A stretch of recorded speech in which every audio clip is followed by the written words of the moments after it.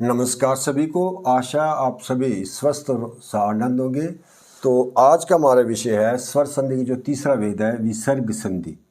इस पर हम चर्चा करेंगे। विसर्ग इस तरह से ऊपर और नीचे दो बिंदु के रूप में लगाई जाती है। विसर्ग का उच्चारण जो होता है इस तरह से आधे ह के रूप में, यानी कि स्वर रहित ह के रूप में होता है। तो ये जिस स्वर के साथ विसर्ग लगती है उसी के अनुरूप इसका उच्चारण बदलता है। जैसे देखें अतः, यहाँ आधे हा के रूप में इसका उच्चारण है। प्रातः काल, यहाँ भी आधे हा के रूप में उच्चारण। जैसे प्रातः काल। दुख, यहाँ इसका उच्चारण छोटे ऊ की मात्रा के साथ हो रहा है, दुख। आगे है शनह, शनह बड़ी ए की मात्रा के साथ। इसी तरह से पुनः, अंतता, मूलता आदि। किंतु हिंदी में विसर्ग संधि से बने शब्दों का जो बहुत ज़्यादा प्रयोग भी होता है। भले ही वे विसर्ग वाले शब्द ना हो, लेकिन संधि से जो बने शब्द होते हैं उनका प्रयोग बहुत होता है। तो इसकी परिभाषा देखें कि विसर्ग का मेल जब किसी स्वर या व्यंजन के साथ होता है तो उस संयोग होने से जो परिवर्तन होता है उसे विसर्ग संधि कहते हैं। तो इसका जो पहला है विसर्ग का ओ में बदलना, विसर्ग का ओ हो जाना। विसर्ग से पहले अ हो और उसके बाद अ हो, या फिर वर्ग का तीसरा, चौथा, पांचवा वर्ण हो, या फिर य, र, ला, वा यानी जो अंतस्थ हैं चार ये हो, या फिर हा हो। तो जो विसर्ग है ये ओ में बदल, इसका ओ में परिवर्तन होता है। उदाहरण देखें, मनः प्लस अनुकूल, मनोकूल। यहाँ विसर्ग से पहले अस्वर है। ये ना जो व्यंजन है इसके आपको पता है इनके बीच अस्वर मिला रहता है, और अस्वर के बाद यहाँ विसर्ग है, तो उसके बाद भी यहाँ आ है। तो ये विसर्ग का यहाँ ओ हो गया। मना प्लस अनुकूल, मनोकूल। इसी तरह से अधा प्लस गति, अधोगति। यहाँ विसर्ग के पहले भी दा में जो अस्वर है उसके बाद सर का आगे जो ग है ये भी कावर का तीसरा है। अधा प्लस गति, अधोगति। यहाँ भी विसर्ग का ओ हो गया। इसी तरह तपा प्लस बल, तपोबल। मना प्लस रथ, मनोरथ। तपा प्लस वन, तपोवन। दूसरा नियम है विसर्ग का रा होना, स्वर रहित रा। यहाँ ये स्वर के बिना होगा। विसर्ग से पहले आ को छोड़कर कोई अन्य स्वर हो और उसके बाद किसी वर्ग का तीसरा, चौथा, पांचवा वर्ण, या फिर य, र, ला, वा, ह में से कोई वर्ण हो तो विसर्ग का र हो जाता है, रेफरा, यानी कि स्वर के बिना रा हो जाता है।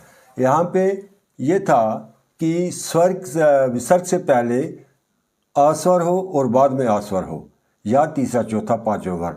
तो यहाँ है कि विसर्ग से पहले अ और आ को छोड़कर कोई अन्य स्वर हो और उसके बाद इसी तरह से जैसे ऊपर वाला नियम है कि तीसरा, चौथा, पांचवा वर्ण या फिर य, र, ला, वा, ह में से कोई वर्ण हो तो विसर्ग का यहाँ रा हो जाता है।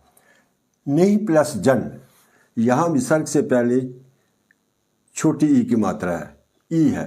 तो आगे है ज, च, छ, ज।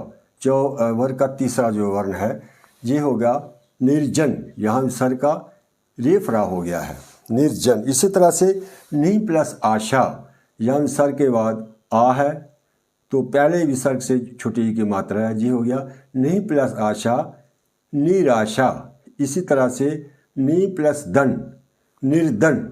यहाँ द जो तावर का तीसरा, त, थ, द, और विसर्ग से पहले यहाँ छोटी ई की मात्रा है। दु प्लस जन, दुर्जन। यहाँ विसर्ग से पहले छोटे ऊ की मात्रा है और आगे जो है, चावर का तीसरा वर्ण, तो इसलिए ये जो विसर्ग है ये रेफ रा में बदल गई है। दु प्लस जन, दुर्जन। आशी प्लस वात, यहाँ विसर्ग से पहले बड़ी ई की मात्रा है और उसके बाद प, फ, व, पावर का तीसरा है व, तो इसलिए ये जो विसर्ग है यहाँ रेफ रा में बदल गई है। आशी प्लस वाद, आशीर्वाद। तो आगे वाला नियम देखें, विसर्ग का श, स्वर रहित श।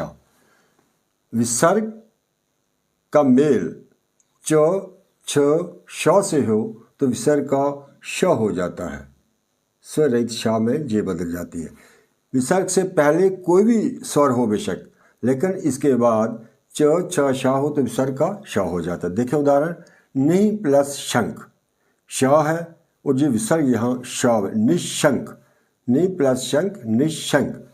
इसी तरह से नहीं प्लस छल, निश्चल, यहाँ विसर्ग के बाद छा है और ये जो विसर्ग है ये यहाँ शा में बदल गई है।